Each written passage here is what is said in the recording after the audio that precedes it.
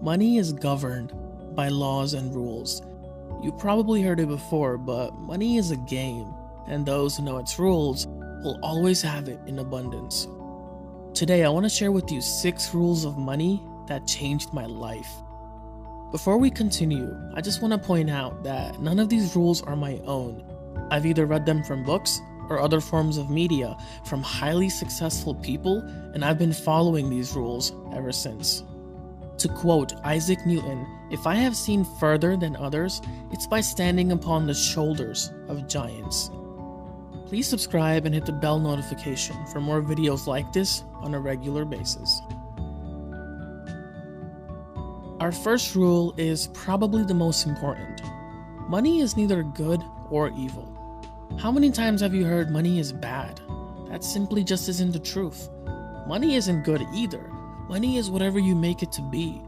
If you're a good person, then you will use that money for good things. If you're a bad person, then you will use that money for bad things.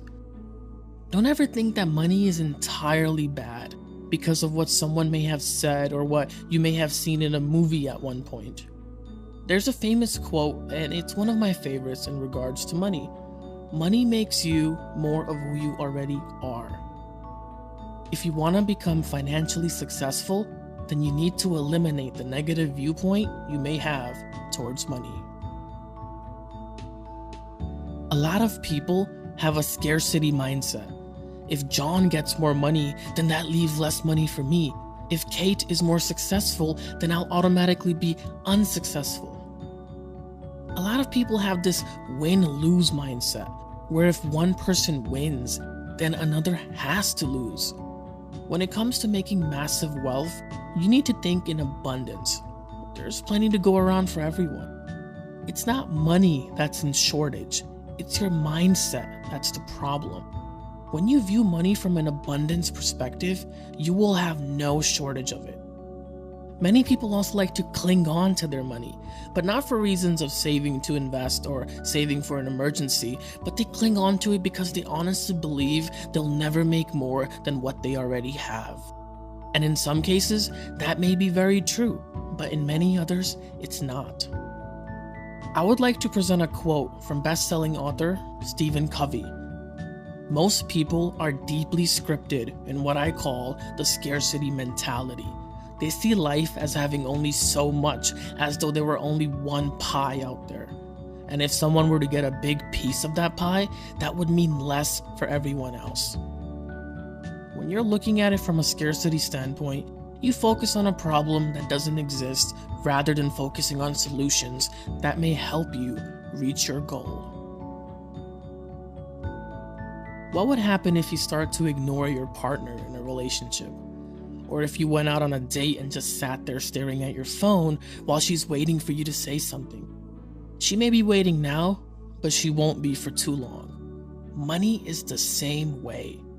If you keep your money in a checking account too long, it will get bored and it'll go to someone else. It sounds funny, but it's true. Instead, keep your money moving. What does that even mean, you may ask? It means try to keep investing your money and keep it working for you to help you make even more money. It's okay to have money set aside as an emergency fund or a retirement fund. Matter of fact, you should, and you should have that money in a high-yield savings account, but that's the only exception. I know some people who brag about how much money they have in the bank, but that doesn't mean anything if it's just sitting there and rotting. What's more impressive is if you take that capital and multiply it. To quote one of my favorite authors and entrepreneur, Grant Cardone, "Money is like paper. It's only good when it's used." Don't let your money get bored. Make calculated moves and get your money to work. How many times have you heard someone say, "Gosh, if I had $1 million, I'd never work a day in my life again"? Well, I suppose that's why you don't have $1 million. Now, is it possible to make $1 million and never work again? Absolutely. Is it probable? Probably not, and here's why. If you're self-made and worked from scratch to get $1 million, it would probably be very difficult for you to just quit and do nothing. Because by now, you probably understand that it's not about reaching the mountaintop, but staying there. If you started from the bottom and worked really hard to make your first million, then it's very likely that you rewired your brain.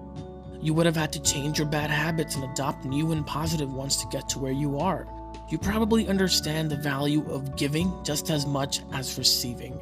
Once you make that shift in life, it's really difficult to just drop whatever you did to reach that level and to spread that value to the world, which made you your millions in the first place, to just quit everything and go relax on a beach somewhere. To quote Jim Rohn, you don't get what you want, you get what you deserve. I understand many of us grew up being told that we shouldn't desire money.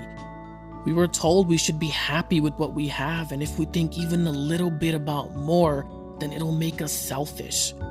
I have a friend who always tells me I work too hard, that I'm not satisfied with what I have, and it's not like money is gonna go with me after I die. Of course not. Nobody thinks money will go with them after they die. That's not why people earn money. I earn money because I want to support my family and help the world any way I can. I think that's a bit difficult to do without money. I'm also not saying you shouldn't be satisfied, because satisfied is subjective. What satisfaction means to you is probably going to mean something different to someone else. Don't feel guilty about how big your financial dreams and goals are. Nobody can understand you more than you, and that's okay.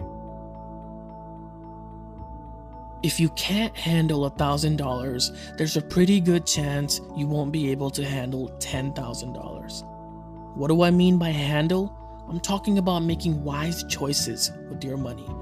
I'm talking about avoiding temporary temptations and focusing on the bigger picture in your life.